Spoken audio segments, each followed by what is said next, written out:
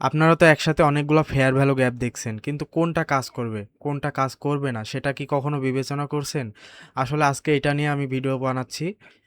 আপনারা এর আগের লেকচারগুলোতে আমাদের মোট ৩টা লেকচার দেওয়া হয়ে গেছে। অলমোস্ট ৩টা লেকচার দেখে ফেলবেন। এর আগের লেকচারগুলোতে আইআরএল, ইআরএল, পিও3 সম্পর্কে বলা হয়েছে। একসাথে অনেকগুলো ফেয়ার ভ্যালু গ্যাপ থাকলে কিভাবে সেটি কাজে লাগাবেন সেটা আজকের ভিডিওতে আলোচনা করা হবে, এবং এটি একটি লেকচার হতে যাচ্ছে। আ এটা একটা ফুল প্লে লিস্ট হিসাবে আপলোড করা হবে। যেমন এটি হচ্ছে ক্লাস নাম্বার 4, এর আগে 3, 2, 1 দেওয়া হয়েছে। এই যে এই আইসিটি ফুল প্লেলিস্টের এই যে আপনি প্লেলিস্টটা দেখতে পাচ্ছেন আমার ইউটিউব চ্যানেলে, সেখানে আপনারা খুঁজে পাবেন। তো চলেন। তো আপনারা দেখতে পাচ্ছেন যে আমরা ইতিমধ্যে 15 মিনিট টাইম ফ্রেমে আছি। এটা ফ্র্যাক্টাল। আপনি যে কোনো টাইম ফ্রেমে যান, 4 hour, 1 hour, daily, weekly, monthly, 3 month, 6 month, 12 month, এমনকি 1 মিনিটও কাজ করে। তো এটা আহামরি তেমন কিছু না।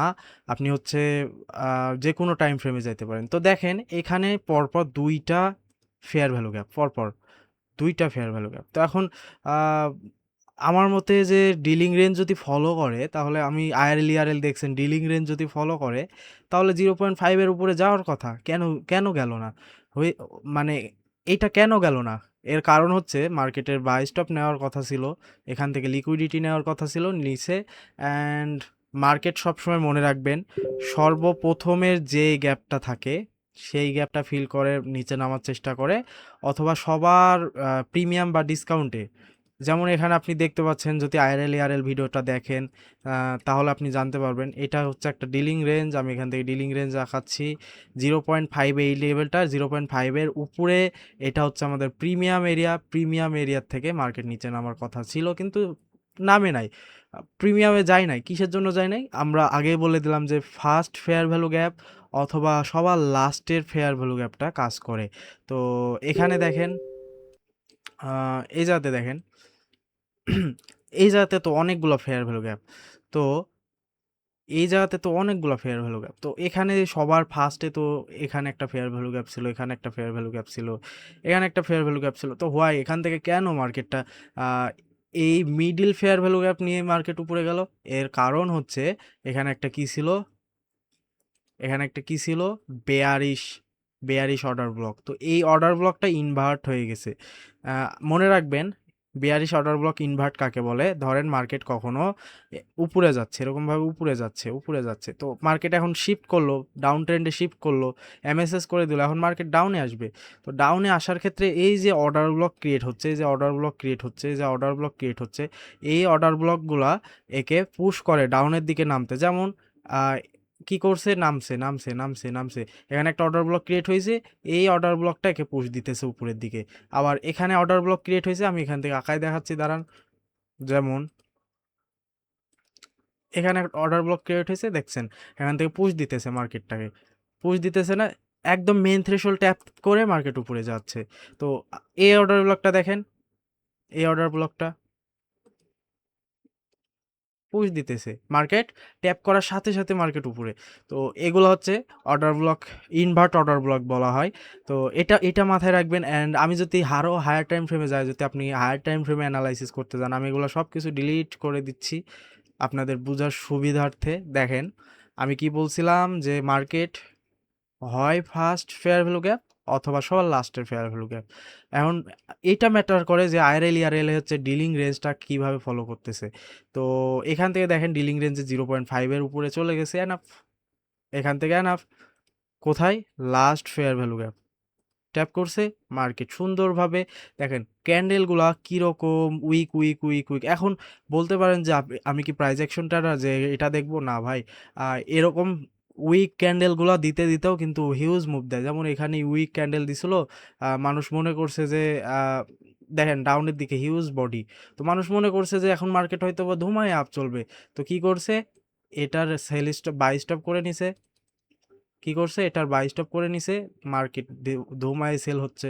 তো এগুলো হচ্ছে অ্যালগোরিদম আপনাকে বোঝার ট্রাই করতে হবে। ঠিক আছে, দেখেন আমি যদি এদিকে দেখাই ডিলিং রেঞ্জ, যদি কিছুই মাথায় না ঢুকে তাহলে আমাকে কোশ্চেন করবেন। আর আমাদের কোর্স স্টার্ট হতে যাচ্ছে তো টেলিগ্রামে মেসেজ দেন, টেলিগ্রামের লিঙ্ক পিন কমেন্ট এবং ডেসক্রিপশনে আছে। তো আইসিটি আপনাকে বুঝতে হবে যে টাইম অ্যান্ড প্রাইজের খেলা কীরকম। ধরেন এটা হচ্ছে এক্স অক্ষ এবং এটা হচ্ছে ওয়াই অক্ষ। তো ওয়াই অক্ষ কি, এই যে প্রাইস, এই যে আমি নাড়াচ্ছি এটা প্রাইস। আর এই যে নিচে দেখছেন June, July, August, September, October, এগুলো হচ্ছে প্রাইস। 1 2 3 4 5 6 এগুলো হচ্ছে প্রাইস। তো টাইম অ্যান্ড প্রাইস, সরি, এগুলো হচ্ছে টাইম আর এগুলো হচ্ছে প্রাইস। তো এইটা হচ্ছে এক্স অক্ষ, এটা হচ্ছে এক্স অক্ষ এবং এটা হচ্ছে ওয়াই অক্ষ। ওকে, তো মনে রাখবেন ওয়াই অক্ষ চলে এক্স অক্ষের কথা অনুসারে। মানে আপনার এক্স অক্ষ যতক্ষণ পর্যন্ত না অনুমতি দিচ্ছে, ওয়াই অক্ষ এক বিন্দু পরিমাণ নড়বে না। কিসের কারণে? এটা হচ্ছে অ্যালগোরিদম, আইসিটির অ্যালগোরিদম এভাবেই চলে। এক্স অক্ষ যদি পারমিশন না দেয়, ওয়াই অক্ষ এক বিন্দু পরিমাণ নড়বে না। দেখবেন যে আমাদের মুভগুলা সাধারণত বড় বড় মুভ, যেমন এই মুভগুলা কেন আসতেছে? মার্কেট তো চাইলে এখান থেকেই মুভ আসতে পারতো। এই এই এক কয়টা বাজে, 1টা বাজে, 12টা বাজে, 5টা বাজে, এখান থেকে তো মুভটা আসতে পারতো, কিন্তু আসলো না কেন? কারণ এইটা ছিল এইটা ছিল হচ্ছে আপনার ফ্রাইডে এনএফপি নিউজ, নন পেরোল নিউজ যেটাকে বলা হয়। তো এনএফপি নিউজ এইটা হচ্ছে আপনার টাইমের খেলা।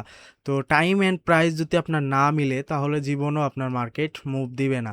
ঠিক আছে, এখন ফেয়ার ভ্যালু গ্যাপ আমি যে বলে দিলাম কোন ফেয়ার ভ্যালু গ্যাপ কাজ করবে কোনটা করবে না। মনে রাখবেন, আবারও বলে দিচ্ছি, যদি কোনো ফেয়ার ভ্যালু গ্যাপ মার্কেট উপরে যায়, ফার্স্ট ফেয়ার ভ্যালু গ্যাপ অথবা 0.5-এর যদি আইএলএল ইয়ারের ভিডিও না দেখেন, তাহলে আইএলএল ইয়ারের ভিডিও দেখেন, আমি প্লে লিস্ট সাজেস্ট করেছি, সেখান থেকে দেখে তারপরে ভিডিও স্টার্ট করেন, না হলে আপনি আগামাথা কিছু বুঝতে পারবেন না। 0.5-এর নিচে যদি কোনো ফেয়ার ভ্যালু গ্যাপ থাকে সেইটা কাজ করবে, আর যদি 0.5-এর উপরে মানে ডিসকাউন্ট না এসে যদি উপরে চলে যায়, সেটা কাজ করবে আপনার, সেটাও কাজ করবে। যেমন এদিকে উদাহরণস্বরূপ এখানে দেখেন, এটা গোটাটা একটা আইআরএল ইয়ারএল গোটাটা, তো 0.5-এর নিচে আসে নাই। কোথায় থেকে আসছে? First fair value gap. First fair value gap থেকে market just tap and go ERL পর্যন্ত। বোঝা গেছে? আবার কি করছে? আবার মার্কেট আইআরএল 0.5-এর নিচে, আমাদের এখানে একটা order block, tap, external range liquidity, simple. আবার এক্সটার্নাল রেঞ্জ লিকুইডিটি নেওয়া শেষ। ঠিক আছে, কোথায় থেকে নিছে? এখানে থ্রি ক্যান্ডেল ফর্মেশন করছে, এখান থেকে 0.5, এখান থেকে কি করছে? সরাসরি মার্কেট স্ট্রাকচার শিফট করে দিছে। কোথায়? মার্কেট স্ট্রাকচার শিফট করে দিছে। কোথায় থেকে? 0.5-এ যে এইখান থেকেই মার্কেট স্ট্রাকচার শিফট করে দিছে। দেখেন এই যে এখান থেকে এমএসএস, আমি কত মিনিট? 4 ঘন্টা টাইম ফ্রেম আছে, এমএসএস করে দিছে। তাহলে আপনি আইআরএল কোথায় থেকে দেখবেন? উপর থেকে নিচে 0.5-এর উপরে, এখান থেকে একটা ব্রেকার ব্লক আছে, ব্রেকার ব্লক ট্যাপ, অথবা ওখানে আপনার ফেয়ার ভ্যালু গ্যাপও আছে। ব্রেকার ব্লক অথবা ফেয়ার ভ্যালু গ্যাপ ট্যাপ কোথায় যাচ্ছে? এইটার সেল স্টপ নিতে। কোনটার? এই মার্কেটের সেল স্টপ নিতে। সেল স্টপ নেওয়া শেষ, কোথায় যাবে? Internal range liquidity to external range liquidity. এইটাই, জাস্ট এইটাই বোঝার চেষ্টা করেন। আর আমাদের কোর্স স্টার্ট হবে, যদি জয়েন হতে চান তাহলে টেলিগ্রামে মেসেজ দেন। মেসেজ দেওয়ার জন্য কমেন্ট সেকশনে আপনি লিঙ্ক পাবেন, অথবা ডেসক্রিপশনে লিঙ্ক পাবেন। ধন্যবাদ সবাইকে।